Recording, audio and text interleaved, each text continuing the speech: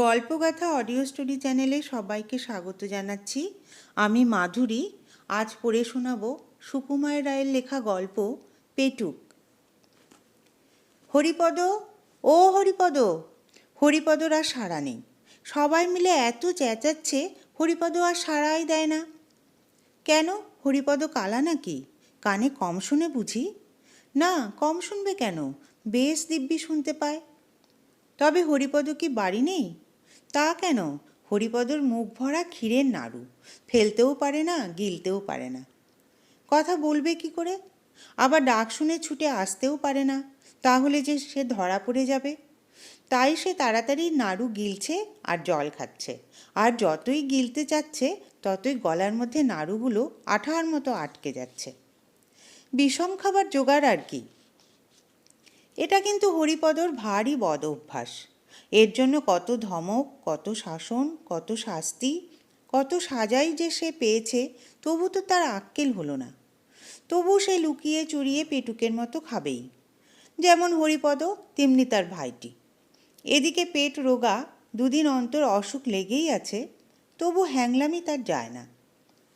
সেই যে এক ভীষণ পেটুকের গল্প শুনেছিলাম, সে একদিন বড় রকম নেমন্তন্নের দিনে প্রতিজ্ঞা করেছিল, আজ আমি নেমন্তন্নে যাব না। সবাই বললে, কি ভয়ানক, তুমি এমন ভীষ্মের মতো প্রতিজ্ঞা করছো কেন? কিন্তু সে কারোর কথা শুনল না, ঘরের মধ্যে লেপ মুড়ি দিয়ে শুয়ে রইল।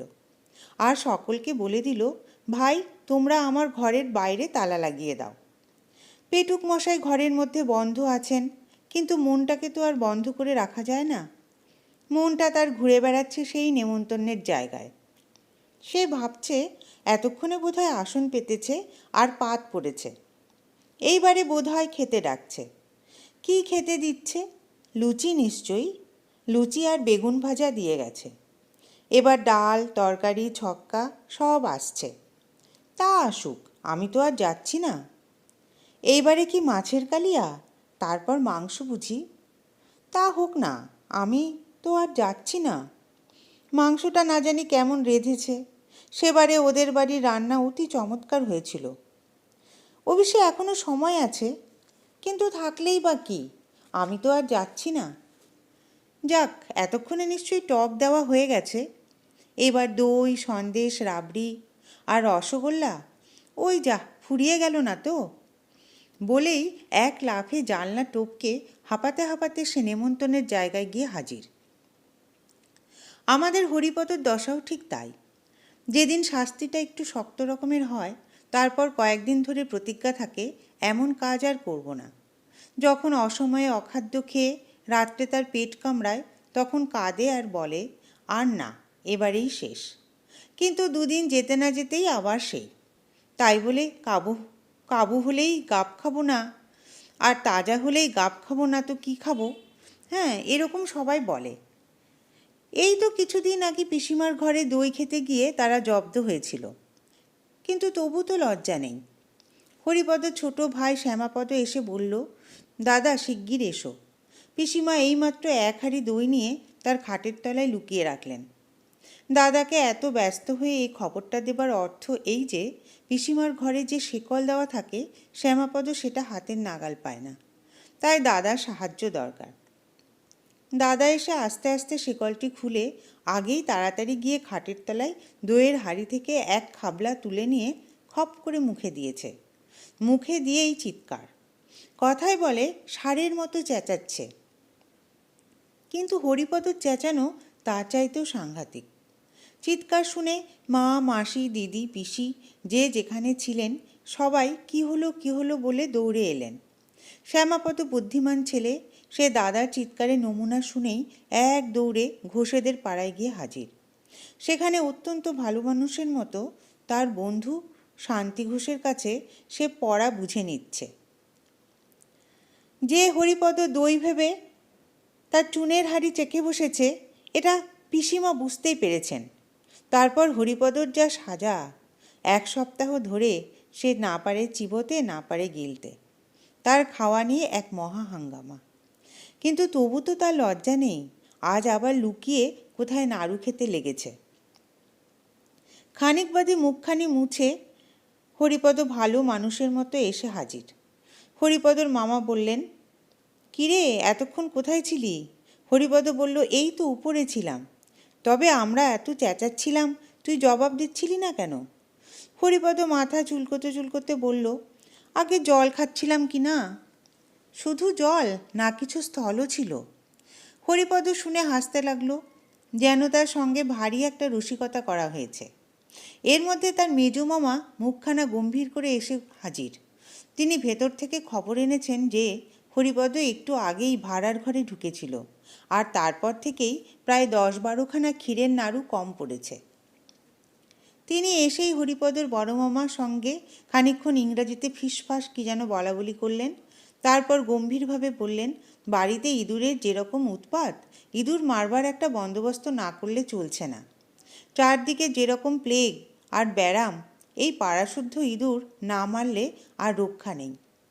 বড় মামা বললেন, হ্যাঁ, তার ব্যবস্থা করা হয়েছে। দিদিকে বলেছি সেকো বীজ দিয়ে নাড়ু পাকাতে। সেগুলো পাড়াময় ছড়িয়ে দিলেই ইঁদুরের বংশ নির্বংশ হবে। হরিপদ জিজ্ঞাসা করল, নাড়ুগুলো কবে পাকানো হবে? বড় মামা বললেন, সে এতক্ষণে হয়ে গেছে। সকালেই টেপিকে দেখলাম এক তাল ক্ষীর নিয়ে দিদির সঙ্গে নাড়ু পাকাতে বসেছে। হরিপদর মুখখানা আমশির মতো শুকিয়ে এলো। সে খানিকটা ঢোক গিলে বলল, সেকো বিষ খেলে কি হয় বড় মামা? হবে আবার কি, ইঁদুরগুলো মারা পড়ে, এই হয়।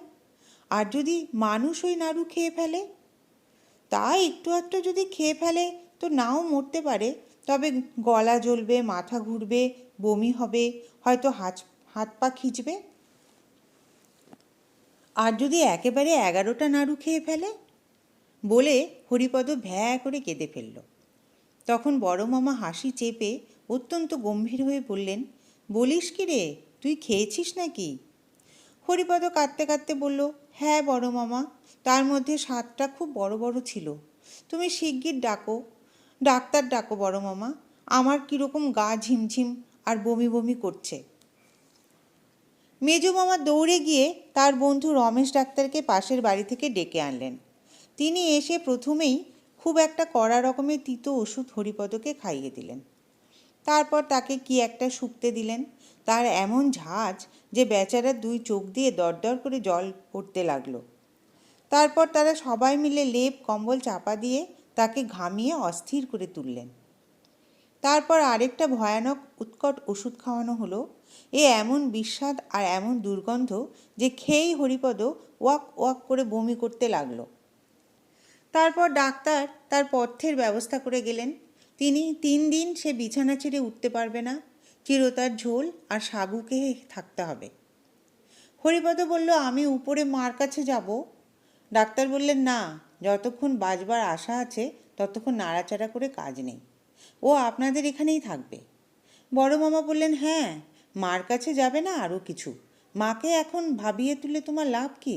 তাকে এখন খবর দেবার কিছু দরকার নেই। 3 দিন পরে যখন সে ছাড়া পেল, হরিপদ তখন আর সেই হরিপদ নেই, একেবারে বদলে গেছে। তার বাড়ির লোকে সবাই জানে হরিপদর ভারী ব্যারাম হয়েছিল। তার মা জানেন যে বেশি পিঠে খেয়েছিল বলে হরিপদর পেটের অসুখ হয়েছিল। হরিপদ জানে সেকো বিষ খেয়ে সে আরেকটু হলেই মারা যাচ্ছিল। কিন্তু আসল ব্যাপারটা যে কি তা জানে কেবল হরিপদর বড় মামা আর মেজো মামা, আর জানে রমেশ ডাক্তার। আর এখন জানলে তোমরা, যারা এই গল্প পড়ছ। এতক্ষণ আপনারা শুনছিলেন সুকুমার রায়ের লেখা গল্প পেটুক। যদি কিছু ভালো লাগে তাহলে চ্যানেলটি লাইক, শেয়ার করবেন এবং সাবস্ক্রাইব করে পাশে থাকবেন।